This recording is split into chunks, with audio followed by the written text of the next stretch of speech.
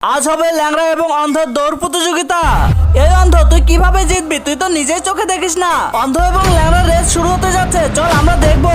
1 2 3 start.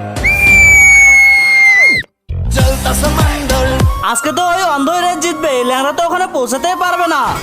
আরে আমার পায়ে তো ব্যথা লাগতেছে, আমি রেস কিভাবে জিতবো? আরে আমি এখন কোন দিকে যাব? আমি তো চোখে কিছু দেখতে পাচ্ছি না। আমার মনে হচ্ছে এই ল্যাংড়া আর অন্ধ রেস কখনো শেষ হবে না।